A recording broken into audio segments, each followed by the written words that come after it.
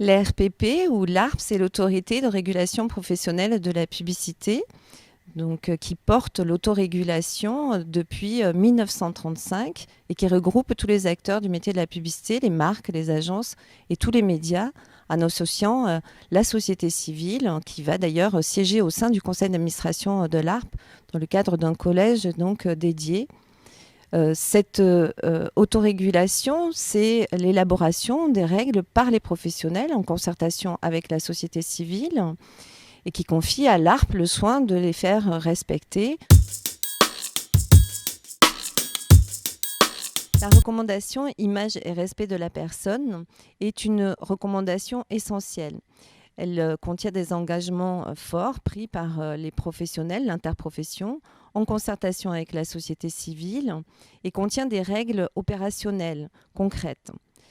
Cette recommandation contient des dispositions sur les stéréotypes dégradants pour lutter contre les stéréotypes dégradants, mais pas seulement. Elle concerne à la fois, bien sûr, les femmes, mais également les hommes et toutes les personnes qui sont représentées dans la publicité. Un des points relatifs aux stéréotypes, donc, qui est contenu dans cette recommandation, est justement de ne pas cautionner l'idée d'infériorité d'une personne en fonction de son rôle dans la société, de sa situation dans la société. Depuis la création du jury de déontologie publicitaire en 2008, l'essentiel des plaintes porte sur l'application de la recommandation image et respect de la personne.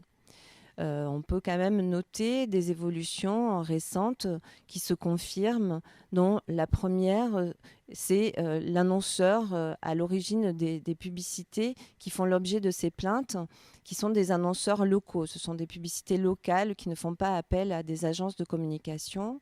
La deuxième évolution, c'est lorsque les plaintes portent justement sur l'application de cette recommandation. Elles sont plus aujourd'hui sur le rôle donc de la femme et de l'homme dans la société, sur la bonne répartition de ces rôles, plus particulièrement sur une différence de traitement dans justement ces rôles qui sont assignés aux femmes ou aux hommes.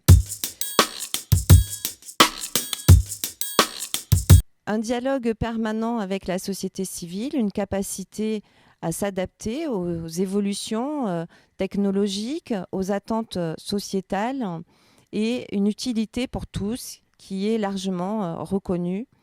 Ce sont les atouts de l'autorégulation professionnelle de la publicité portée par l'ARP et construit par l'interprofession.